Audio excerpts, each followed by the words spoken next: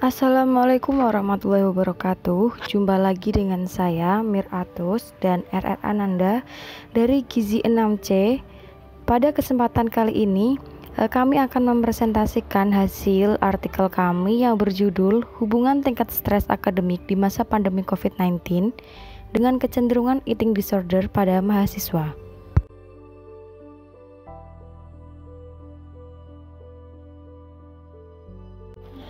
Table of content dari presentasi kali ini yaitu yang pertama ada pendahuluan, yang kedua ada metode penelitian, yang ketiga ada hasil penelitian, yang keempat pembahasan, dan yang kelima ada kesimpulan.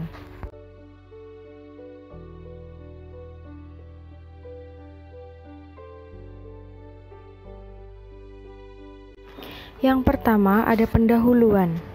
Mahasiswa merupakan kelompok generasi muda yang sedang menuntut ilmu di perguruan tinggi. Mahasiswa dengan kapasitasnya yang lebih tinggi diharapkan mampu memahami konsep dan memetakan permasalahan, serta menentukan solusi penyelesaiannya. Namun, berbagai permasalahan bisa saja timbul dari dalam diri mahasiswa dalam melaksanakan aktivitas akademik. Banyaknya kegiatan yang harus dikerjakan dan dilaksanakan, banyaknya tuntutan yang harus dipenuhi, manajemen waktu yang kurang pas, dan tugas kuliah yang menumpuk. Kondisi seperti ini diprediksi dapat menyebabkan stres pada mahasiswa apabila mereka tidak mampu memenuhi tuntutan tersebut. Stres telah menjadi masalah nyata dalam kehidupan sehari-hari. Stres diartikan sebagai reaksi tubuh terhadap kondisi tekanan atau kekhawatiran ataupun gangguan mental dan juga emosional. Stres merupakan suatu kondisi yang disebabkan karena adanya ketidaksesuaian antara situasi yang diinginkan dengan keadaan biologis, psikologis, dan juga keadaan sosial dari individu. Setiap orang memiliki jenis stres yang berbeda. Stres yang seringkali dialami oleh pelajar adalah stres akademik. Stres akademik adalah perasaan cemas, tertekan baik secara fisik maupun emosional, tegang dan juga khawatir yang dialami oleh mahasiswa karena adanya tuntutan akademik baik dari dosen maupun orang tua untuk memperoleh hasil yang terbaik. Reaksi emosional individu ketika menghadapi stresor disebut emotional distress. Emotional distress adalah gangguan atau trauma mental yang disebabkan oleh perilaku menyakitkan dan tidak menyakitkan. Emotional distress juga didefinisikan sebagai keadaan ketika seseorang mengalami emosi negatif yang menunjukkan sebuah respon dari stres yang dialami. Respon dari emosi negatif seseorang dapat mengarah kepada perilaku makan. Dalam teori eating behavior, terdapat 3 dimensi psikologis dari perilaku makan, yaitu emotional eating, restrained eating, dan juga external eating. Emotional eating adalah keinginan untuk mengonsumsi makanan sebagai respon emosi negatif, seperti rasa kecewa atau kesepian. External eating artinya mengonsumsi makanan sebagai respon stimulus eksternal seperti aroma dan rasa. Sedangkan restrained eating adalah usaha untuk mengurangi makanan dan kalori untuk mengontrol indeks massa tubuh. Eating disorder merupakan sebuah gejala gangguan pola makan yang tidak normal. Eating disorder atau gangguan pola makan didefinisikan sebagai gangguan perilaku makan atau perilaku dalam mengontrol berat badan. Diagnostic and Statistical Manual of Mental Disorder 4th edition mengelompokkan jenis gangguan makanan menjadi 3, yaitu yang pertama ada anorexia nervosa, yang kedua ada bulimia nervosa, dan yang ketiga ada binge eating disorder. Di masa pandemi COVID-19, semua kegiatan belajar dibatasi secara online yang memungkinkan lebih banyak stresor bagi para pelajar, baik dari kendala sinyal, kuota internet, dan keterbatasan sarana dalam mengerjakan tugas. Selain itu, faktor lain dalam situasi pandemi COVID-19 juga turut mempengaruhi tingkat stres akademik pelajar seperti lingkungan rumah, keluarga, dan kondisi ekonomi yang kurang mendukung sehingga dapat mengganggu konsentrasi belajar dan menimbulkan stres. Maka dari itu, penelitian ini dilakukan dengan tujuan untuk mengetahui hubungan tingkat stres akademik di masa pandemi COVID-19 dengan kecenderungan eating disorder pada mahasiswa dengan melihat perilaku makan yang dapat mengarah kepada kecenderungan eating disorder. sehingga diharapkan nantinya dapat bermanfaat bagi para pelajar, tenaga kesehatan, dan masyarakat agar bisa lebih memperhatikan kondisi mental diri sendiri maupun orang lain, melatih diri dalam mengatasi stresor dengan hal-hal yang positif, menjaga asupan makan, dan selalu menjalankan perilaku hidup sehat. Selanjutnya, metode penelitian. Metode penelitian yang kami gunakan yaitu penelitian kuantitatif observational analitik dengan desain cross-seksional, yaitu studi yang mengamati variabel yang termasuk faktor risiko dengan variabel yang termasuk efek itu diamati dalam waktu yang sama. Nah, instrumen yang kami gunakan itu adalah kuesioner dengan skala Likert yang diberikan skor untuk menentukan hasil akhir dan kesimpulan dari jawaban responden.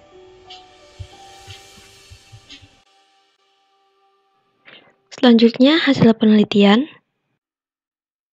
Hasil penelitian kami didapatkan bahwa total subjek yang berpartisipasi dalam penelitian ini tuh 37 mahasiswa. Nah, di sini tuh terdapat karakteristik subjek itu berupa jenis kelamin, usia, tingkat stres, kemudian perilaku makan emotional eating, restraint eating, dan external eating. Kemudian deskripsi karakteristik subjeknya ini ya. Jadi ini tuh yang berpartisipasi dalam penelitian kami itu ada sekitar 3 subjek dengan jenis kelamin laki-laki, kemudian perempuan berjumlah 34 mahasiswa.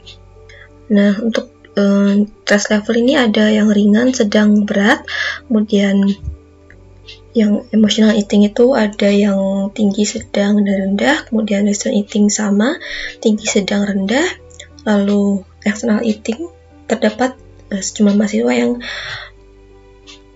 memiliki perilaku external eating ini tinggi dan sedang. Kemudian IMT-nya didapatkan bervariasi dari yang underweight, normal, overweight, obesitas 1, dan obesitas 2. Hasil analisis bivariat antara tingkat stres akademik dengan perilaku makan ini terlihat ya bahwa ini tuh tidak ada hubungan antara tingkat stres akademik dengan perilaku emotional eating, restraint eating, maupun external eating, karena nilai signifikannya tuh lebih dari 0,05 ya. Bisa dilihat dari tabel ini bahwa masing-masing nilai signifikan dari analisis bivariat antara tingkat stres dari ringan sampai berat dengan perilaku makan external eating, emotional eating, maupun restraint eating ini menghasilkan nilai signifikan lebih dari 0,05.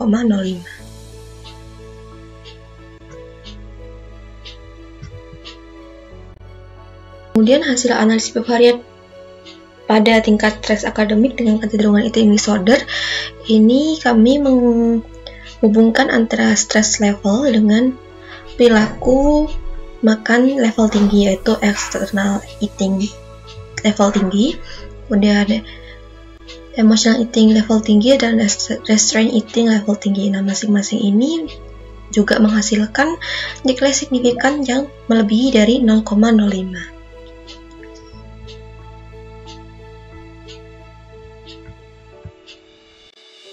Sehingga dapat disimpulkan bahwa hasil antara tingkat stres akademik dengan perilaku makan tingkat tinggi tadi itu tidak memiliki hubungan yang bermakna karena melebihi dari 0,05. Sehingga hal itu tuh berarti tidak ada hubungan yang signifikan antara tingkat stres akademik dengan kecenderungan eating disorder.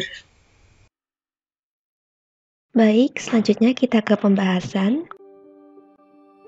Dalam penelitian ini tuh sebanyak 37 mahasiswa berpartisipasi sebagai subjek penelitian. Nah, hasil analisis univariat itu menunjukkan bahwa 54% mahasiswa yang berpartisipasi ini memiliki status gizi normal.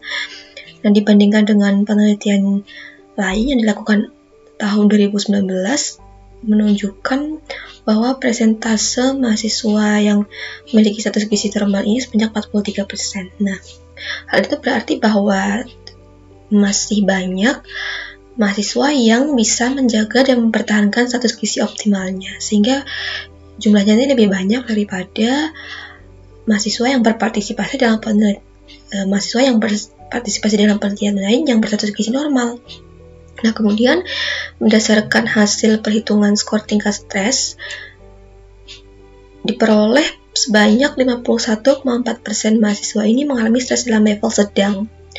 Nah, penelitian ini juga sejalan dengan penelitian yang dilakukan oleh Hafifah et al. Tahun 2017, di mana tingkat stresnya itu yang terbanyak dialami oleh mahasiswa dalam penelitiannya, itu baik laki-laki maupun perempuan adalah dalam level sedang, jadi stres sedang, yaitu sebanyak 41,8%.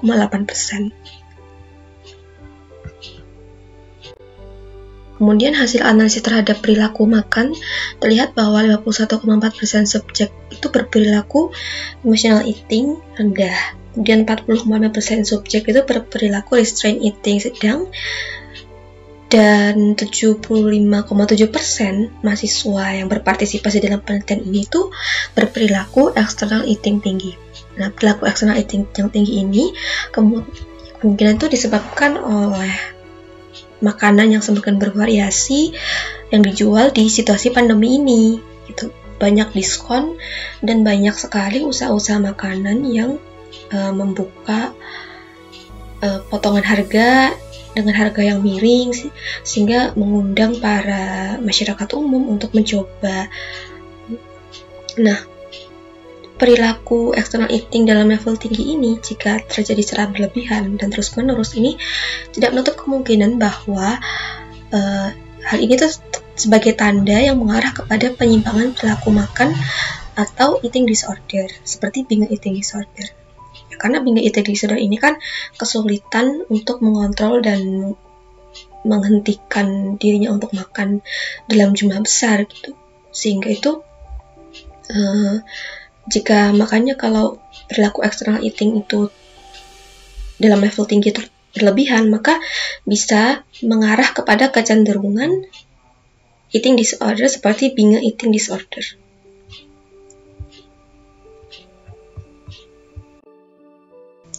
Kemudian pada hasil analisis bivariat, semua variabel dalam penelitian ini tuh ditemukan tidak memiliki hubungan yang bermakna, yaitu nilai signifikannya tuh lebih dari 0,05, baik antara tingkat stres akademik dengan perilaku emotional eating, external eating maupun antara stres akademik dan kecenderungan eating disorder.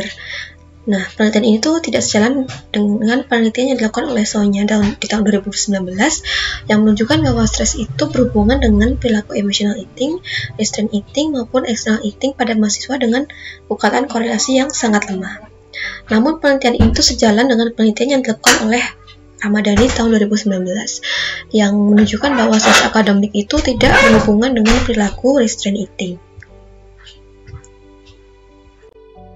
Menurut Sofiyuddin tahun 2014, jika dua variabel secara klinis ini berhubungan, namun secara statistik tidak berhubungan, hal itu kemungkinan disebabkan oleh power penelitian yang kurang, seperti jumlah responden yang lebih sedikit dari yang seharusnya. Nah, hasil penelitian ini tuh juga tidak sejalan dengan penelitian yang dilakukan oleh Wijayanti et al. Tahun 2019, bahwa stres itu berhubungan dengan perilaku makan emotional overeating. Nah, korelasinya itu bersifat lemah. Selain itu juga hasil penelitian itu juga sejalan dengan Gisela dan Ariana ini juga menyebutkan bahwa stres dan emotional eating itu berhubungan secara signifikan pada mahasiswa perempuan yang sedang menjalani skripsi dengan korelasi yang bersifat positif, yaitu semakin tinggi stres maka semakin tinggi emotional eating. Nah, namun penelitian ini juga bersifat sangat lemah korelasinya.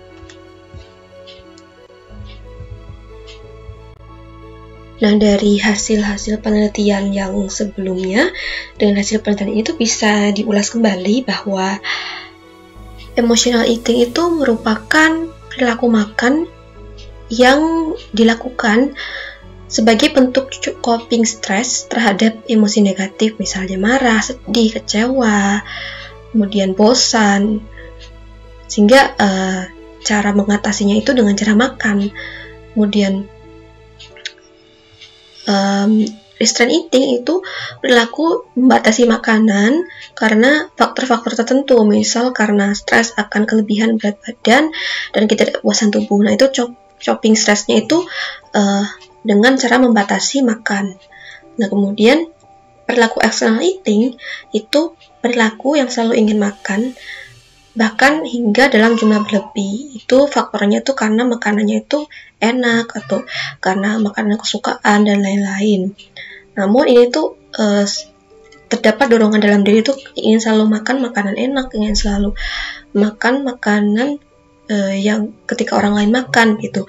Nah ini tuh dorongan ini tuh termasuk external eating. Nah maka dari itu perilaku makan emotional eating, desire eating, dan external eating yang levelnya tinggi serta berlebihan itu dapat menimbulkan gangguan makan yang saling berkaitan. Misalnya ketika seorang berperilaku emotional eating dan external eating yang berlebihan itu karena merespon emosi negatif dengan makan yang secara berlebihan, kemudian karena makan makanan yang enak secara berlebihan gitu, maka dapat terjadi binge eating hingga kelebihan berat badan. Jadi perilaku emotional eating dan external eating yang terjadi secara berlebihan dan terus-menerus itu lama-kelamaan itu bisa menyebabkan seorang itu mengalami binge eating. Nah, hingga terjadi kelebihan berat badan. Nah, kalau berat badannya berlebih itu bisa menyebabkan stres juga akibat ketidakpuasan dan ketidakpercaya dirian akan bentuk tubuh atau citra tubuh. Sehingga itu membuat penderitanya itu berperilaku membatasi makan, sehingga justru ketika sudah terjadi kelebihan berat badan menyebabkan stres lagi dan menyebabkan seorang itu membatasi perilaku makan, membatasi makannya itu secara ekstrim, bahkan bisa secara ekstrim. Misal jadi nggak makan terus karena kepikiran berat badan, atau bahkan habis makan itu langsung dimuntahkan, kemudian dikeluarkan dengan cara ekstrim. Nah, ini tuh bisa disebut dengan anoreksia nervosa dan bulimia nervosa. Seorang yang membatasi perilaku makan secara ekstrim tanpa anjuran dari dokter atau ahli gizi, tanpa diet yang sesuai anjuran dokter dan ahli gizi, itu bisa menimbulkan anoreksia nervosa jika terjadi secara kronis. Nah, kemudian apabila seorang itu sudah kelebihan berat badan namun dia terus makan secara berlebihan dan setelah itu dikeluarkan secara ekstrim, misalnya dengan cara dimuntahkan atau meminum obat pencahar, nah itu merupakan gejala dari bulimia nervosa. Sehingga maka dari itu kecenderungan eating disorder itu adalah perilaku makan level tinggi, baik dari emotional eating, restraint eating, dan external eating yang berlebihan dan secara terus-menerus. Sehingga sangat cenderung sekali untuk mengalami gangguan makan atau eating disorder. Meskipun demikian, meskipun stres sudah dibuktikan oleh beberapa penelitian bahwa berhubungan dengan perilaku makan, namun soalnya tahun 2019 ini menyatakan bahwa terdapat faktor lain seperti faktor biologis dan sosiokultural yang mampu mempengaruhi perilaku makan, sehingga stres yang dialami oleh mahasiswa itu tidak begitu berpengaruh terhadap perilaku makannya. Menurutnya, faktor psikologis seperti stres ini tidak terlalu berpengaruh besar terhadap perilaku makan. Nah, pengaruh yang lebih besar ini diduga berasal dari faktor biologis seperti usia, rasa lapar, dan rasa kenyang. Dan faktor sosiokultural ini seperti etnis, agama, bimbingan orang tua, kondisi sosial, ekonomi, tingkat pendidikan, pekerjaan ini juga berpengaruh. Nah, sehingga kecil kemungkinannya apabila stres ini memiliki pengaruh yang besar terhadap perilaku makan.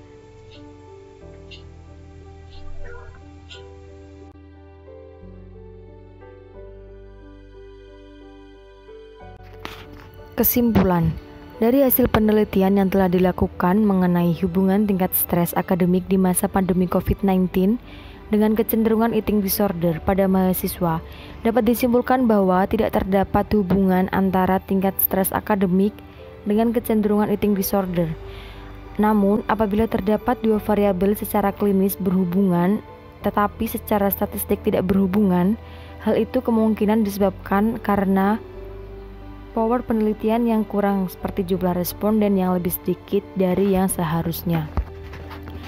Saran, diharapkan peneliti selanjutnya dapat memperluas penelitian dalam meneliti tentang stres akademik pada mahasiswa yang dipengaruhi oleh eating disorder dan disarankan untuk memodifikasi instrumen penelitian agar terfokus pada faktor-faktor yang menyebabkan stres akademik.